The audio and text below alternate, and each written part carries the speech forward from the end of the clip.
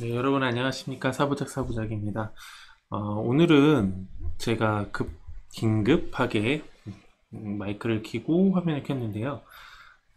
많은 분들이 지금 전세대출을 받으실 때, 그리고 전세대출을 상환하실 때, 주택을 옮기셨을 때 많은 문제들이 발생을 하는 것을 오늘도 한 건을 목격을 했습니다. 전세대출에 대한 채권 양도 계약에 대한 부분입니다.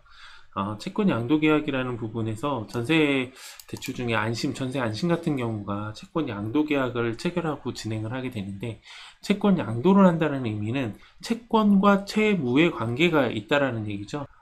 채무자는 정해져 있죠. 채무자는 집주인, 임대인이 채무자고, 채권자는 원래 전세입자였는데, 전세입자가, 그러니까 임차인이 나갈 때 돈을 받는 게 아니고, 은행이 대신해서 그 권리를 주장할 수 있다는 얘기입니다.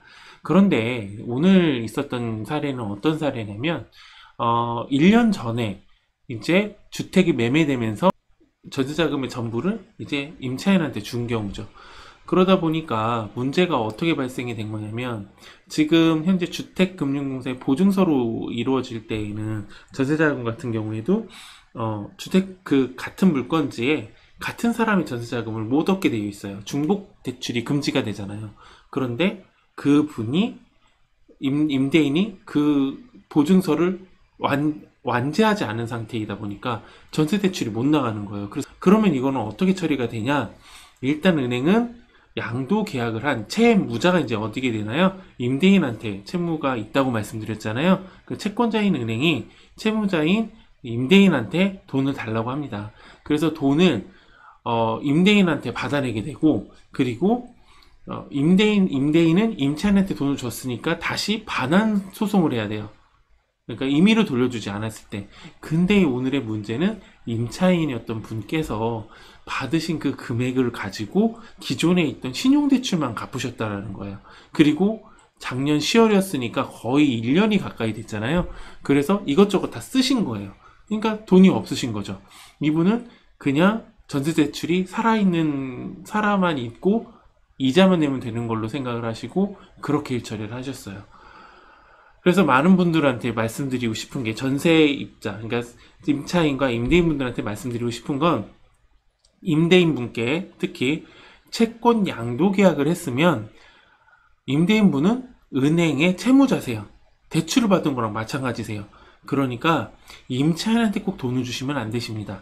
임대인께서는 임차인께 돈을 주시는 게 아니고, 전세가 빠진다고 해도 꼭 은행한테 상담을 하고 은행에게 돈을 주셔야 되고요. 그리고 임차인분께서 만약에 그 돈을 돌려받으셨으면, 임차인분이 임대인이 잘 모르는 상태에서 나한테 줬네 라고 생각하시면 임차인분께서 상환을 해주셔야 돼요. 그 전세자금 대출을 상환을 해주셔야 됩니다.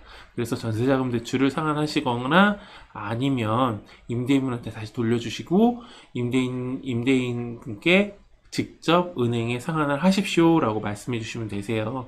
근데 그런 걸 잘 모르시는 많은 분들께서 이런 조금 안타까운 일들을 발생시키긴 합니다. 그래서 찾아보니까 지식인에도 이런 내용이 있었어요. 전세대출 채권 양도 계약서. 임차인이 전세자금 대출 채권 양도를 진행하려고 하는데요. 계약 항목 중에 이런 내용이 있어요. 다만 임차 계약에 따른 당연 공제액, 그러니까 연체한 공과금, 월세, 임차주택 파손을 위한 손해배상금은 우선 공제 후 반환할 수가 있습니다. 이 항목에 따라서 우선 공제금을 제외하고 반환이 가능하다는 건데, 그 공제액을 은행에 임차인에게 받는 건지요, 아니면 임대인에게 임차인의 해당 금액을 받아 은행에 상환하는 건가요?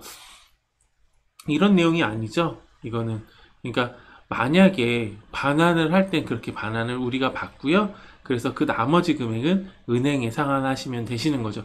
자, 오늘은 긴급한 사례를 듣고 너무 좀 답답해서 먼저 영상을 올렸으니까요. 여러분들 많이 도움이 되셨으면 좋겠습니다. 만약에 도움이 되셨다면 좋아요하고 구독은 꼭 눌러주셨으면 감사할 것 같습니다.